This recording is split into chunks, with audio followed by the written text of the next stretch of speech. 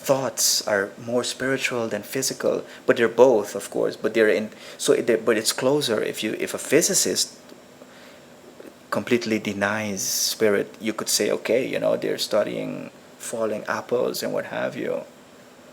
But the psyche is too close to the spiritual to deny that.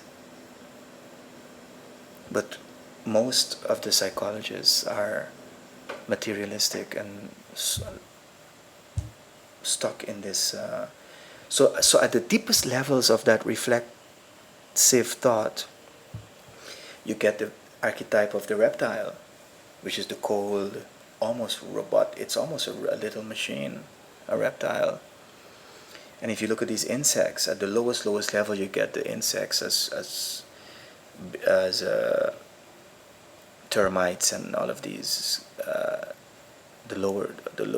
What they would call the theriomorphic lower kingdom of bees, and even in a bee you get this beehive idea. It becomes very robotic, and they just serve the queen bee.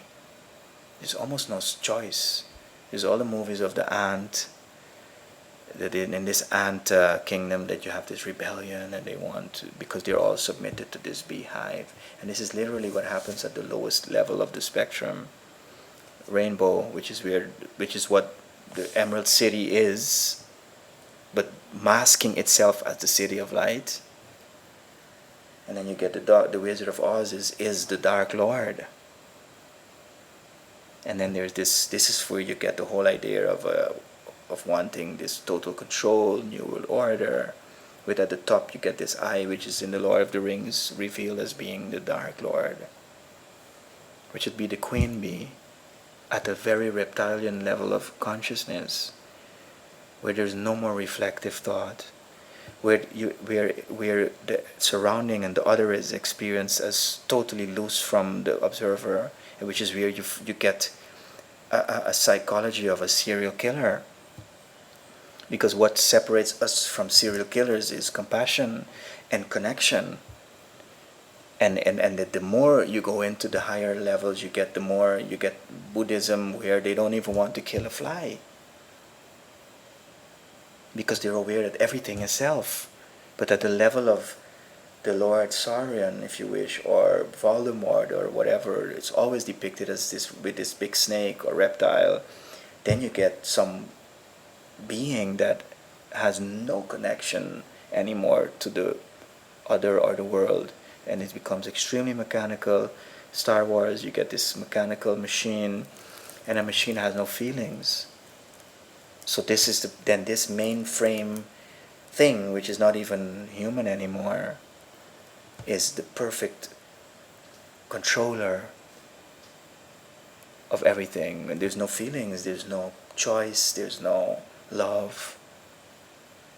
But that's I could speak hours about that, but this is what I would call, I was like days and days, it was meditating, and this idea was coming up that I was busy, because it's basically opening up like downloads knowledge, and then it just comes into you. And but the word that kept coming was the mind, the fallen mind.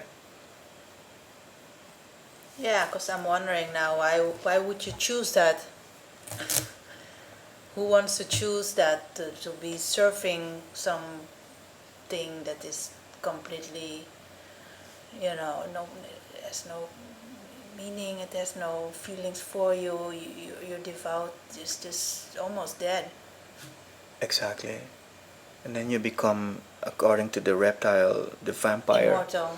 That's immortality? But it's not. But there's no individuality, and then you become this this reptile vampire. Then lives off of, you become cattle or energy for it or whatever. And this is why Jung said that the human being resists by nature its demise as an individual. It wants continuity. It wants a self. It doesn't want to become just one hive mind.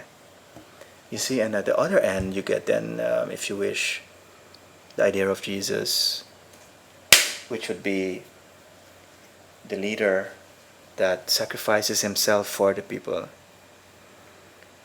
which is total compassion and love. You see, while the other one is the reptile that has no feelings and that will sacrifice you for itself. You become the sacrifice, and we know all of this because the true leader will die for his people.